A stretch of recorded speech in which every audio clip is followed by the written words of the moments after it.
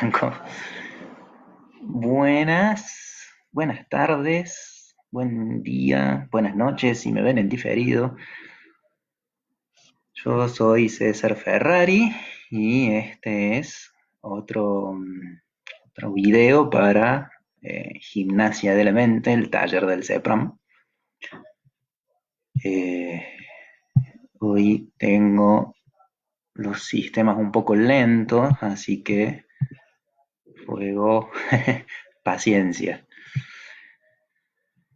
Eh, para quienes están empezando, digamos, a ver estas clases, empezando a comenzar eh, con estos videos, se me ocurría,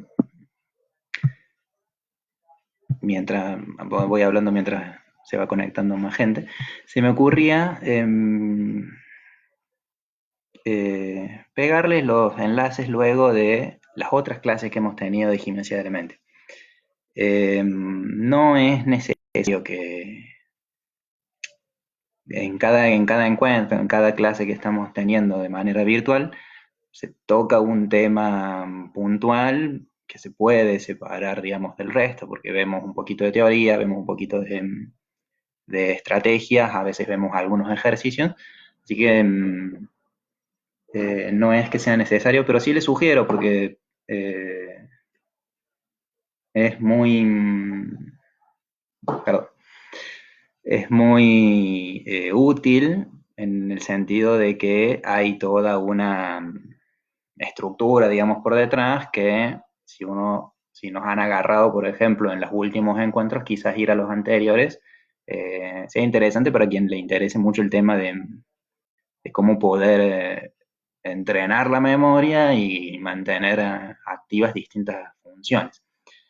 Un poquito de resumen mientras se siguen sumando las personas, es que hemos trabajado puntualmente sobre la memoria como proceso. Hemos hablado de que es un proceso lábil, es un proceso que depende de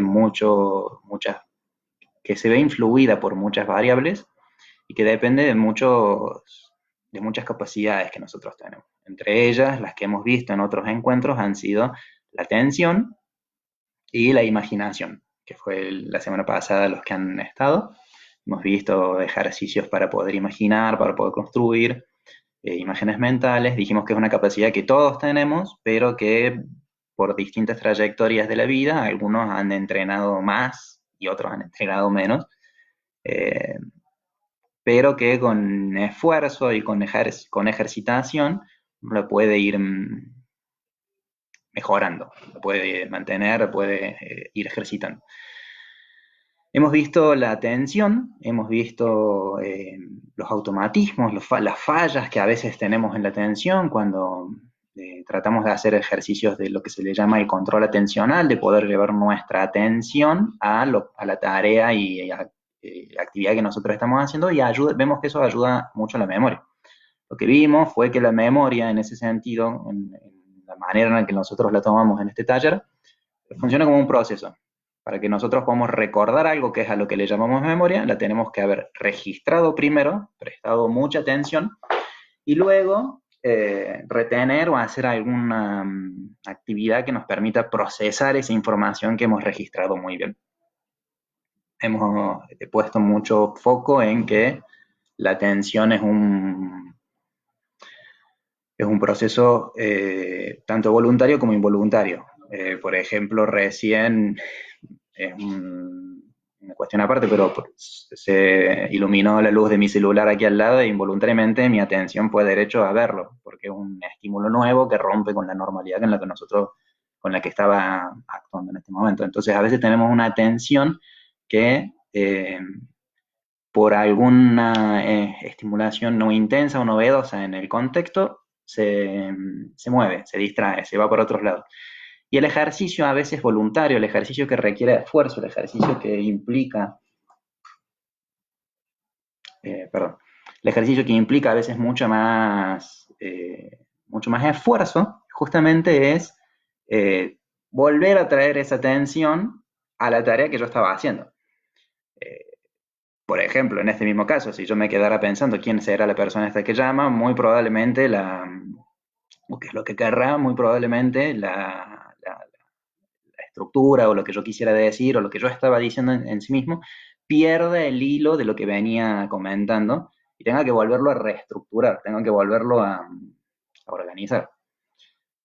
Así funciona por lo general en la vida cotidiana. En la vida cotidiana nosotros vamos con un nivel atencional y de repente un montón de estímulos del contexto nos bombardean y nos sacan de nuestro foco. Y volver al foco no es tan fácil como suena. Es un ejercicio, esfuerzo constante. Un poco eso era como para resumir o para retomar para las personas también nuevas que están incorporándose quizás hoy. Eh, y hoy, en base a unas preguntas que estuve recibiendo en la semana, pensé, en lugar de continuar con esto mismo de nosotros estábamos viendo justamente el proceso de registro, y hoy iba a darles algunas estrategias o iba a hablar de sí, estrategias y ejercitación para asociar la información. Eh, lo voy a dejar pendiente a eso porque hay un tema que me gustaría charlarlo por unas preguntas que surgieron, que tiene que ver particularmente con los olvidos y los problemas de memoria, digámosle. Quizás hoy sea un poco más teórico, un poco más abstracto lo que hablemos. Voy a tratar de dejarles al final un, un hábito, no un ejercicio, no una ejercitación, sino un hábito que puede ser muy útil para la memoria, pero sí a hablar un poco de esto como para eliminar quizás algunos fantasmas que suelen haber o que suelen estar frecuentes. Si bien lo hemos estado quizás hablando implícitamente a lo largo de los distintos encuentros, está bueno que aquello que es implícito se haga explícito justamente. Un juego de palabras que va a tener sentido en un par de minutos. Así que bueno, para los que se están sumando, Luisa Duri, Viviana Gastaldi, que son justo los mensajes que estoy leyendo, bienvenidas, bienvenidos a todos los demás. Nuevamente, me llamo César Ferrari, esto es Gimnasia de la Mente en el CEPRAM. Y hoy lo que vamos a charlar va a ser sobre los olvidos y la memoria como contenido, los distintos contenidos que hay. ¿Por qué iba a decir sobre los olvidos?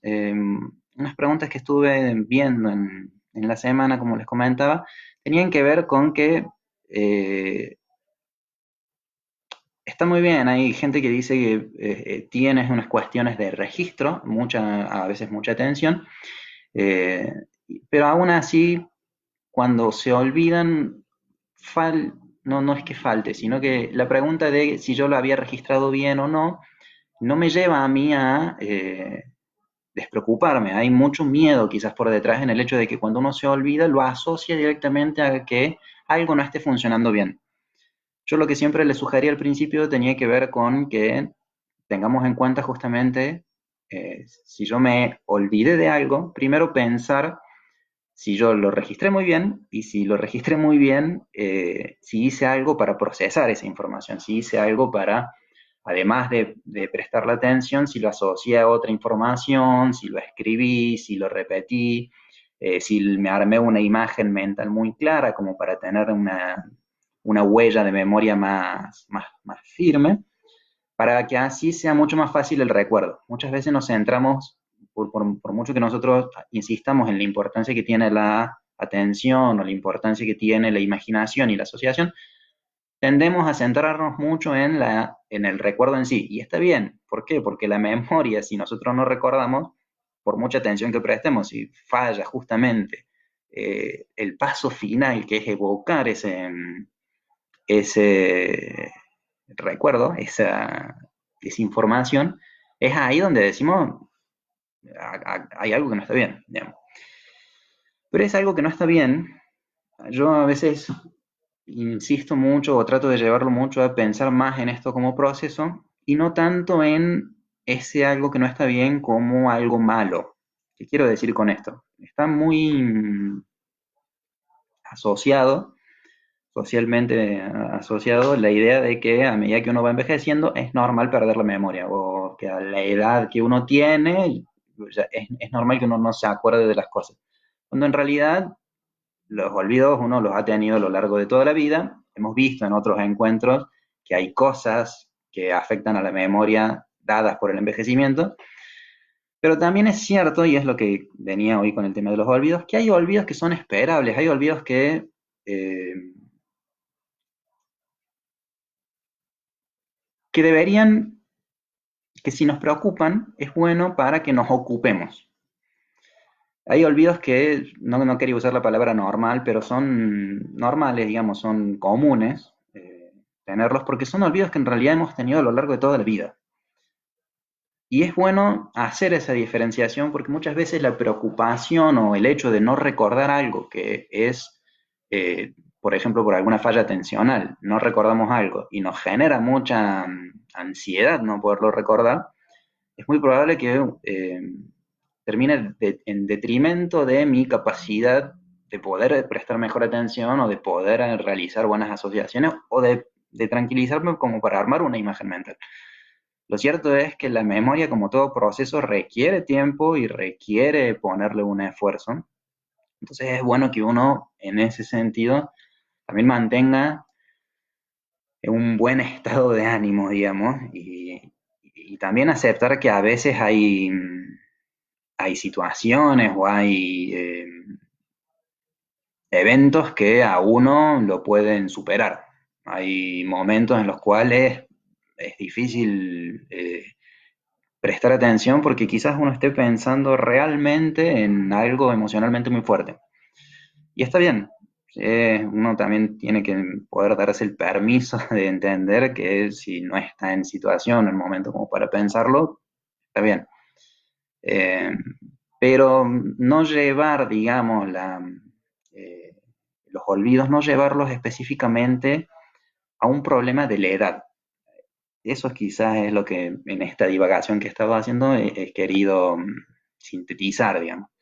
¿Por qué? Porque les comentaba que hay olvidos que son esperables, hay olvidos que son normales o hay olvidos que hemos tenido a lo largo de toda la vida. Y un poco es lo que vamos a comentar ahora, que esos olvidos son olvidos que les decimos que son reversibles. ¿Qué significan olvidos reversibles? Son olvidos que si yo quito la causa que me estaba provocando el olvido, la información vuelve o la capacidad retorna. Por ejemplo, si yo no puedo recordar cosas que la gente me dice y la causa de eso es porque justamente no presto atención o porque estoy pensando que le voy a contestar a las personas, si quito esa causa y empiezo a prestar más atención, se supone que el recuerdo tiene que volver. Es una cuestión de semántica en realidad, porque si yo no lo registré, en realidad no habría información que volver. Pero lo que quiero ir con esto es que son olvidos que a veces dependen de una situación que, eliminada esa situación, el recuerdo retorna. Otro ejemplo de esto, por ejemplo, es cuando nos encontramos gente en la calle y le vemos la cara de yo te conozco y le vemos las intenciones que él nos quiere decir de sí, sí, sí, sí, somos reconocidos y no sabemos de dónde lo conocemos, no sabemos cómo se llama, no tenemos ni la más pálida idea de quién es. Eh, en esas situaciones quizás si la persona empieza a decirnos, a darnos pautas o pistas sobre dónde nos podríamos haber conocido, sobre quién es esta persona, nos empieza a contar un poco de su vida, algunas historias que hayamos tenido en común, si con esa información eh, se supone que al ir dándole pistas, al ir trayendo, al ir incorporando más información, las conexiones que nosotros teníamos en las asociadas a esta persona retornarían el recuerdo de quién es o dónde la conocimos. Por ejemplo, en los talleres, quizás poder decir, sí, ¿te acordás que nosotros nos conocimos en el taller de gimnasia de la mente del CEPRA? Y ahí puede llegar a recordar. O lo mismo quizás, justo habiendo dicho este ejemplo, si, si uno se encuentra con un compañero que hayan tenido en los talleres, quizás una de las pistas que suelen dar, sobre todo al principio, hasta que más o menos se arman bien los grupos, es decir, sí, éramos los que nos sentábamos en tal lado, o asociamos el recuerdo de esa persona a un lugar determinado. Y con eso ya nos vuelve el recuerdo de esa persona. Ese tipo de olvidos que son reversibles son olvidos esperables. Distinto es a olvidos en los cuales, por más que uno dé información, por más que uno elimine la causa, el recuerdo no vuelve. Otro de los olvidos que son comunes o que son esperables son olvidos que tienen que ver con lo que es el dato. El dato o la información precisa, la información puntual. Común que nosotros nos olvidemos de palabras, de nombres o de fechas. Es el efecto de tener una palabra en la punta de la lengua en realidad es una, bueno, me verán a mí, es una acción común y que va sucediendo, digamos, y que depende también de variables contextuales a veces. Lo que no es común, quizás en ese mismo efecto de la palabra en la punta de la lengua, es que yo no recuerde no solamente la palabra, sino el significado de esa palabra. Por ejemplo, que yo diga, que yo no recuerde la palabra de este aparato que sirve para llamar por teléfono, que sirve para mandar mensajes o para conectarse a través de internet, no es algo común. Sí, perdón, si yo no recuerdo la palabra, es algo común, pero si yo puedo dar estos rodeos de que es un aparato que sirve justamente para comunicarse, que nos mantiene conectados, les estoy dando el significado de para qué me sirve este aparato, el celular. Eh, Al dar esos significados ya estamos dando cuenta de que en realidad lo que yo he perdido ahí en ese caso puntual es la palabra y no justamente la información del objeto. Si yo no puedo, si yo no reconozco, si uno no reconoce, digamos, el significado de, de esos objetos que uno ha utilizado antes, ahí sí son olvidos que son preocupantes, digamos. Lo mismo tiene que ver con el olvido de nombres de algunas personas, sobre todo en las personas que son conocidas. Es común que uno confunda el nombre, no lo confunde, perdón, que uno al nombre de una persona le diga el nombre de otra, pero distinto es a que trate a esa persona como si fuese la otra persona. No sé si me explico con esto. Una cosa es el nombre y otra cosa es la identidad que tiene esa persona que nosotros le interpretamos. Uno puede llamar quizás a los hijos o a los nietos con todos los nombres de todos, pero confundirlos en quién es la persona ya es algo más, es un olvido más preocupante. Una cosa es el olvido puntual, preciso, y otra cosa es un olvido más global. En ese mismo sentido, estos olvidos se dice que son parciales, que abocan a áreas pequeñas de la vida o específicamente a eventos o situaciones, digamos, y no a áreas completas o abarcativas o olvidarse quizás de toda la infancia o de todo un evento que hayamos vivido. Cuando el olvido es amplio, cuando el olvido ya es demasiado abarcativo, hay algo que es preocupante. Y lo mismo sucede cuando hablamos de olvidos que son progresivos. ¿Qué significa que un olvido sea progresivo? Tendemos a asociar mucho a la memoria con lo que nosotros recordamos verbalmente, quizás. Que nosotros podamos decir eh, conceptos del mundo, nombres, palabras, asociaciones, que nosotros podamos utilizar el lenguaje, lo tendemos a asociar a eso como la memoria. Pero en realidad, la memoria, y como lo vamos a ver en unos minutos más, se almacenan según distintos tipos también. Y los movimientos, el hecho de saber caminar, el hecho de andar en bicicleta, el hecho de cómo cebar un mate, de cómo abrir una puerta, de cómo prender y cerrar y apagar el gas o un televisor, o el aprendizaje que tienen los aparatos de las computadoras y los celulares, son también cuestiones de memoria que no pertenecen al mismo rango o al mismo tipo de memoria que las palabras, los nombres y los hechos.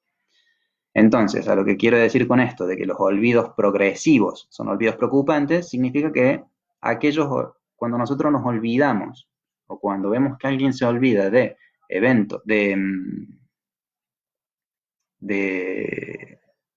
acciones que sabía realizar, de acciones aprendidas, estamos hablando de un olvido preocupante. que una persona no recuerde cómo, en qué orden, por ejemplo, se ceba un mate, o que no recuerde las acciones que se necesitan para abrir una puerta o cerrar, abrir y cerrar el gas, estamos hablando de que esos olvidos son preocupantes. Y al mismo tiempo es que decimos que los olvidos preocupantes generan una determinada pérdida de la autonomía. Eh, los olvidos normales, los olvidos esperables, en realidad no deberían eh, hacer un detrimento a la autonomía de la persona. ¿Qué queremos decir con esto? Que son olvidos quizás que sí, uno puede haberse, no es para minimizar, uno puede olvidarse quizás la billetera con todos con toda la información de, con toda la información personal de uno en un lugar y que esa billetera la pueda encontrar otra persona, pero ese tipo de olvido puntual, preciso, de quizás de una falla atencional, no es lo mismo quizás a que si yo no sé que después de cocinar tengo que cerrar el gas, si yo me olvido de ese hecho y dejo el gas abierto. Las acciones en ese sentido hacen que uno necesite, los olvidos en ese sentido, perdón, hacen que uno necesite del apoyo o de la ayuda de otra persona. ¿Por qué? Porque los olvidos, como olvidarse un objeto en un lugar determinado, se pueden solucionar, es reversible con el hecho de prestarle más atención. Hacer lo que hemos visto en otros encuentros, en otros talleres, de lo que es el chequeo. Antes de irme de un determinado lugar, asegurarme que me llevo los objetos de valores. O antes de ir a algún lugar, antes de salir de la casa, hacer un chequeo interno y decir, me llevo la llave, me llevo la billetera, me llevo el celular y cualquier otro tipo de documento o de algo que yo necesite para realizar. Entonces, en ese sentido, los olvidos normales o esperables o comunes no generan una pérdida de autonomía. No quiero decir con esto, no estoy minimizando esos olvidos, porque son olvidos preocupantes. Y justamente el hecho de que uno se preocupe de esos olvidos, de que uno se preocupe del funcionamiento de la memoria o de que uno tome conciencia de que está teniendo estos olvidos, es una buena señal. Es una buena señal porque estamos hablando de que hay un registro de la falla. Si ese registro no estuviese o si hubiese algún tipo de fabulación para encubrir el olvido, es algo también preocupante, digamos.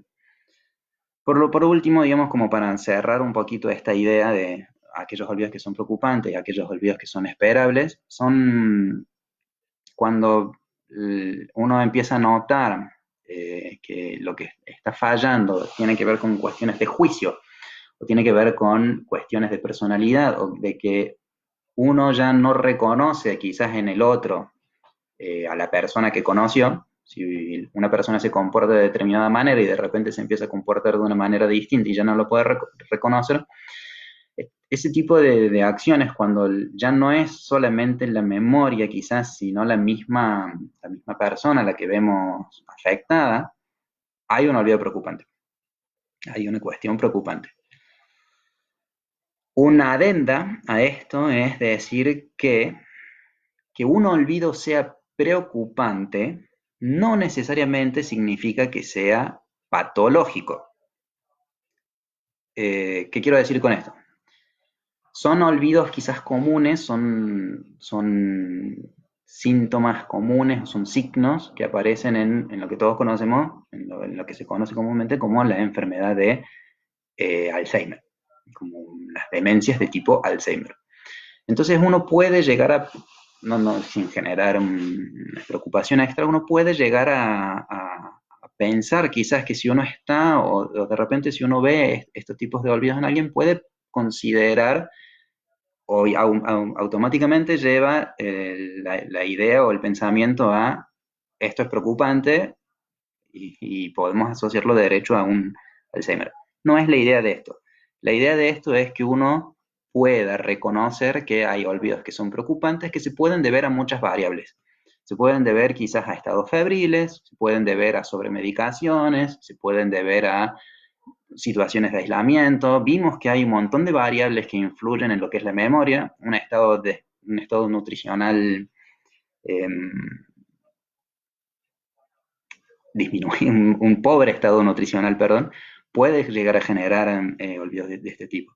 Son olvidos, digamos, que justamente porque son preocupantes, necesitan que uno se ocupe, necesitan que uno realice todo esto, lo que nosotros le llamamos estos olvidos, son quejas subjetivas de memoria, son quejas que la persona reconoce, perdón, son olvidos que la persona reconoce que tiene o que reconoce en otra persona que tienen. Eso tiene que ir acompañado de una evaluación objetiva, de un profesional que pueda eh, validar, digamos, o, perdón, validar no, evaluar el estado cognitivo de la persona, digamos, como para que esto que es preocupante se convierta en algo que nosotros nos podamos ocupar. Es un poco de resumen como para desmitificar algo, una asociación muy grande a veces que está en que es común que las personas al envejecer eh, desarrollen algún tipo de demencia. Eso es un mito, digamos, porque la gran mayoría de las personas no desarrollan una demencia. Entonces es bueno contar con información valiosa y si uno empieza a sentir o notar algún olvido de tipo preocupante, que pueda tomar medidas de consultar, digamos, con los profesionales que se dedican justamente a esto. En esto mismo, que hablo de los distintos tipos de olvido, también es importante reconocer que hay distintos tipos de memoria. Y esto ya va más enlazado a lo que veníamos hablando antes de la memoria como proceso, y lo vamos a enlazar después en estrategias de asociación que vamos a ver en otros encuentros. Pero así como decimos que la memoria es lábil porque depende de un proceso y entonces no es que existe, perdón, no existe la memoria, sino que existen memorias, las memorias. Un poquito lo hemos mencionado, ahora le vamos a dar las palabras correctas, digamos. Em, hay distintos tipos de memorias, la información que nosotros vamos adquiriendo a lo largo de la vida se almacenan en lugares distintos del cerebro también y tienen efectos diferentes a medida que uno va envejeciendo. La edad ejerce un efecto diferencial en estos distintos tipos de memoria.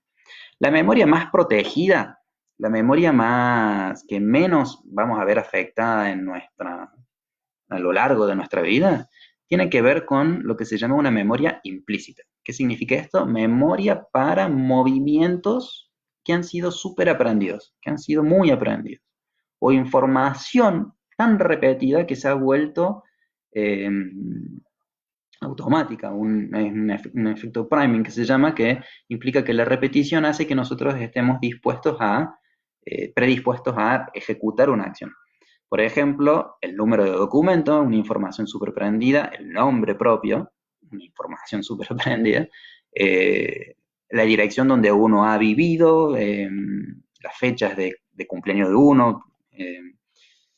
Y los movimientos superprendidos implican, por ejemplo, bueno, se ven en frases como el hecho de que uno no se olvida de andar en bicicleta porque al momento de volver a subir una bicicleta uno recuerda cómo eran los movimientos por más que hayan pasado 30 o 40 años de los que uno no anduvo.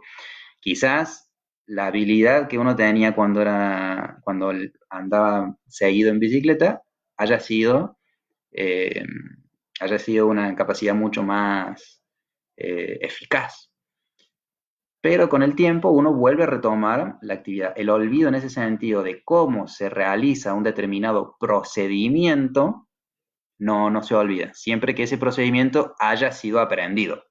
No es lo mismo decir que nos olvidamos algo que hemos aprendido a hacer en el último año a que nos olvidamos algo que hemos hecho durante toda la vida.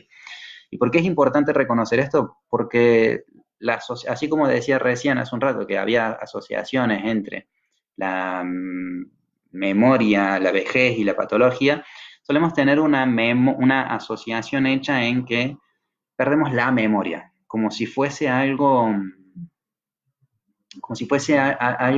un solo bloque que se pierde en conjunto. Y en realidad vemos que no. Hay lo que se pierde a veces, lo que uno no olvida, es información muy precisa y muy puntual. No nos olvidamos de cómo se camina, en la normalidad no tendemos a olvidarnos cómo se abre una puerta o cómo se gira una llave, o no tendemos a olvidarnos si aprendimos a andar en bicicleta o a manejar un auto, no tendemos a olvidarnos. Quizás, como decía hace un ratito, necesitemos un tiempo para reacomodarnos en esa misma actividad, pero el recuerdo vuelve. Entonces, por un lado, en esto de los distintos tipos de memoria, tenemos estas memorias que son específicas de movimientos, de información que es súper aprendida. Y por otro lado, ese tipo de memoria, perdón, no requiere que nosotros ni siquiera seamos conscientes de que las realizamos. No necesitamos pensar cómo se camina. Nos levantamos y es como la frase de oír, levántate y camina. Nos paramos y vamos. Sería muy incómodo, incluso muy contraproducente si nosotros tuviésemos que pensar permanentemente que tenemos que levantar primero la rodilla, adelantarla un poquito, bajarla. Distinto es de lo que se le llama una memoria más explícita, una memoria que yo necesito evocarla, necesito decirla, necesito enunciarla para que se haga efectiva. En esta memoria que es enunciable, hay un tipo, la dividimos en dos. Un tipo de esta memoria es más protegida del envejecimiento también, que es la memoria que tiene que ver con los significados del mundo, lo que nosotros conocemos o sabemos de cómo el mundo funciona, el significado de las cosas vendría a ser. En el ejemplo que yo les di, por ejemplo, de este celular, eh, sabemos que es un aparato que funciona para hacer llamadas, funciona para conectarnos a internet, funciona para mandar mensajes y demás, digamos. Tenemos como un bagaje de conocimientos sobre ese celular. Es información que nos permite a nosotros decir que tanto este celular como, bueno, no tengo otro, pero lo podemos ver eso mismo en distintos celulares y decir, esto es un celular. Son características comunes que comparten distintos objetos. Son conocimientos, digamos, generales que están relacionados o asociados entre sí. Es el conocimiento de la cultura del mundo, saber, a veces hay un pequeño ejemplo, los crucigramas evalúan o apuntan justamente a este tipo de información. Una información que o la conoces o no la conoces, digamos. Es una información que requiere de que nosotros tengamos estos conceptos del mundo, que hayamos aprendido esa información y la hayamos asociado a otros datos. No sé si me explico un poco con esto. Es lo que nos permite a nosotros, cuando nos olvidamos de una palabra, darle rodeos. ¿Por qué? Porque nosotros sabemos lo que queremos decir, sabemos qué es lo que estamos tratando de transmitirle a otra persona. Tenemos en nuestra mente, tenemos el concepto o tenemos la idea de lo que queremos transmitir y quizás no usamos las palabras que queríamos decir. Yo tengo un discurso armado, digamos, sobre cómo dar estas clases, pero obviamente en el momento, mientras uno va hablando, está la idea puesta y las palabras no son las precisas, no son palabras puntuales, sino que salen por rodeos. Lo que nos permite justamente a nosotros decir, cuando no nos sale esta palabra que es ese condimento que sirve para que la comida sea más picante, no nos sale la palabra, podemos decir, pásame eso que le da un sabor más picante a la comida. Y alguien me va a pasar la pimienta. Cuando nosotros podemos dar esos rodeos, estamos hablando de una memoria semántica, una memoria que se dedica o se aboga, digamos, a los conocimientos que nosotros tenemos del mundo. Y es una memoria muy protegida con el paso de los años, y es más, es una memoria que con el paso de los años justamente es muy factible que aumente. ¿Por qué? Porque podemos seguir aprendiendo a lo largo de toda la vida y podemos ir incorporando nuevos conocimientos. Podemos ir, bueno, en los distintos cursos, por ejemplo, que uno está haciendo ahora, ajedrez, italiano, inglés, los idiomas, aprender a utilizar una herramienta nueva. Cuando vamos incorporando nuevos conocimientos, los vamos incorporando a unas redes semánticas preexistentes. A medida que nosotros lo vamos aprendiendo y lo vamos asociando con esta información que ya traíamos, nos permite a nosotros consolidar algo que, si bien nos podemos olvidar una palabra puntual de esto, no nos vamos a olvidar de la idea, no nos vamos a olvidar del concepto. Entonces hablamos de que este tipo de memoria, con el paso de los años, en realidad es una memoria no solamente protegida, sino que tiene la potencialidad de mejorar. Distinto es otro tipo de memoria que no habla de los conceptos del mundo.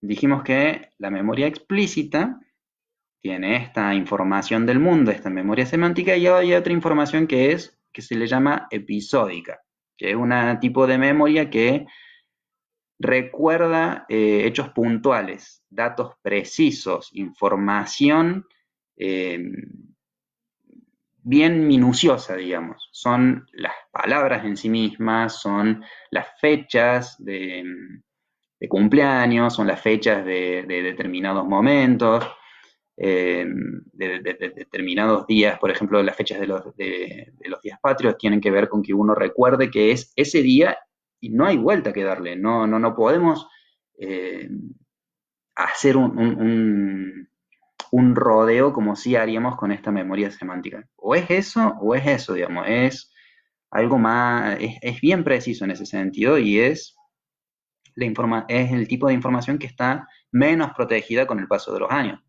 Justamente lo que va sucediendo es que vimos en los otros encuentros que hemos visto en las otras clases, es que las distintas variables o las distintas capacidades afectan nuestra capacidad de recordar información precisa.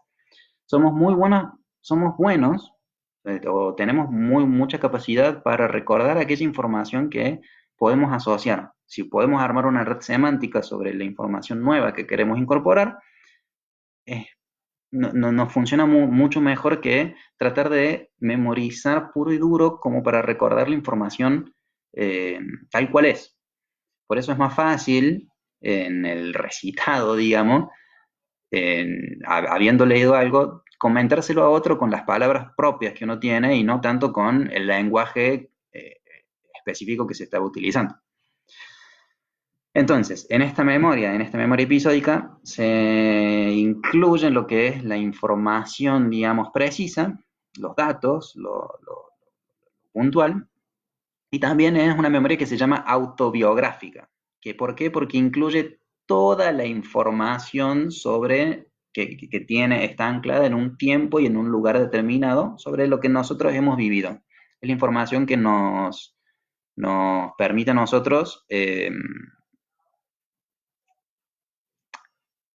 dar un recuento de nuestra vida. En eso mismo, como para hacer un cierre de esto, es que es más probable, en lo que va sucediendo, es que nosotros tenemos más recuerdo de aquello que hemos vivido hace mucho tiempo que aquello que hemos vivido hace poco tiempo. Entonces, y con esto, ya voy cerrando, la información esta autobiográfica, los eventos recientes, la información nueva, es más difícil de ir incorporando, pero distinto es a recordar información anterior. Con esto lo que quería dar con este pequeño, con este esbozo de cómo son estos distintos tipos de memoria, apuntaba que cuando nosotros decimos la capacidad que nosotros tenemos en nuestra memoria, en cómo funciona, digamos, esa capacidad, es más amplia de lo que solemos asociarla popularmente. Cuando uno suele decir que mi memoria ya no es lo que era, en realidad la memoria es muy puntual en aquello que recordamos u olvidamos.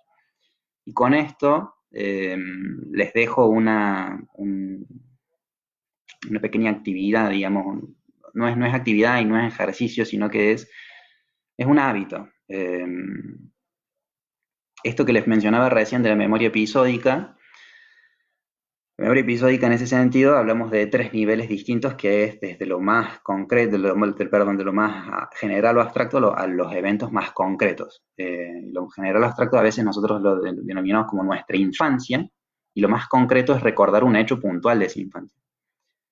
Algo que nosotros hacemos en estos talleres siempre al principio es sugerirles que escriban en pocos párrafos la historia de la vida de uno. Y uno ahí empieza a dar cuenta que recuerda más de lo que pensaba que recordaba. Y es importante en realidad esto porque ayuda mucho reconocer que quizás la memoria funciona mejor de lo que uno pensaba que funcionaba. Es un, es una tarea linda, digamos, un ejercicio lindo el hecho de poder hacer una reseña de lo que sería la historia de vida de uno. Y en eso les quería dejar esto como una incorporación de hábitos, de un hábito que es el hecho de llevar un diario. Eh, hay, no hay muchos estudios que estén hablando sobre esto, he visto poca información en realidad al respecto, pero los que he estado viendo implican de que el hecho de que nosotros podamos ir registrando la información o lo que nosotros vamos realizando en el día a día, ayuda mucho al desarrollo de la memoria, ayuda mucho a que nosotros podamos recordar estas informaciones puntuales.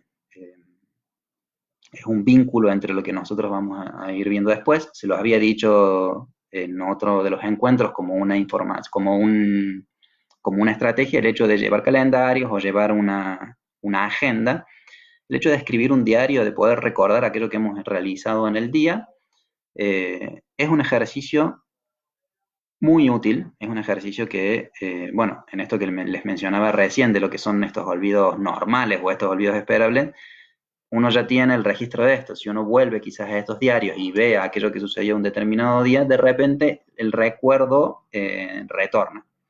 Entonces, en esto sí quisiera invitarlos eh,